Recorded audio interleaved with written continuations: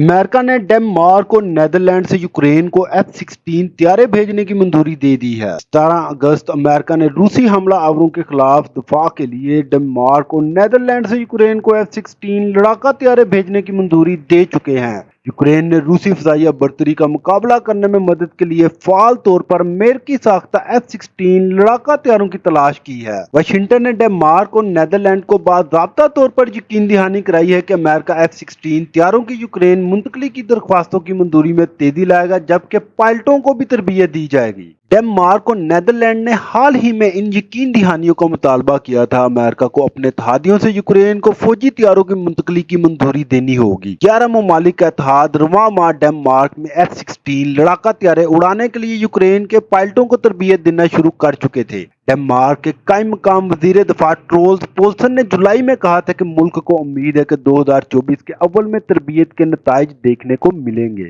NATO کے رکن ممالک ڈنمارک اور نیدرلینڈ پائلٹوں کے ساتھ ساتھ معاون عملے کو تربیت دینے، طیاروں کی دیکھ بھال اور بالآخر یوکرین کو روس کے ساتھ جنگ میں استعمال کے لیے F-16 حاصل کرنے کے قابل بنانے کے لیے بین الاقوامی کوششوں کی قیادت کر رہے ہیں۔ امریکی عہدیدار نے بتایا کہ وزیر خارجہ انٹونی بلنکن نے ڈنمارک اور ہالینڈ کے اپنے ہم منصبوں کو خطوط ارسال کیے ہیں، جن میں انہیں یقین دہانی کرائی گئی ہے کہ انہیں درخواستوں کو منظور کیا جائے گا۔ بلنکن نے دونوں عہدیداروں کو لکھے گئے ایک خط میں کہا کہ میں یوکرین کو F-16 لڑاکا طیاروں کی منتقلی اور اہل F-16 انسٹرکٹرز کی جانب سے یوکرین کے پائلٹوں کی تربیت کے لیے امریکہ کی مکمل حمایت کا اظہار کرنے کے لیے خط لکھ رہا ہوں۔ بلنکن نے کہا یہ اہم ہے کہ یوکرین جاری روسی جارحیت اور اپنی خود مختاری کی خلاف ورزیوں کے خلاف اپنا دفاع کرنے کے قابل ہو سکے۔ ان کا کہنا تھا کہ درخواستوں کی منظوری سے یوکرین اپنی نئی صلاحیتوں سے بھرپور فائدہ اٹھا سکے گا جیسے ہی پائلٹوں کا پہلا گروپ اپنی تربیت مکمل کرے گا۔ امریکی صدر جو بائیڈن نے مئی میں F-16 طیاروں پر یوکرین کے پائلٹوں کے تربیتی پروگرام کی توسیع کی تھی۔ ڈنمارک میں تربیت کے علاوہ رومانیہ میں ایک تربیتی مرکز قائم کیا جانا تھا۔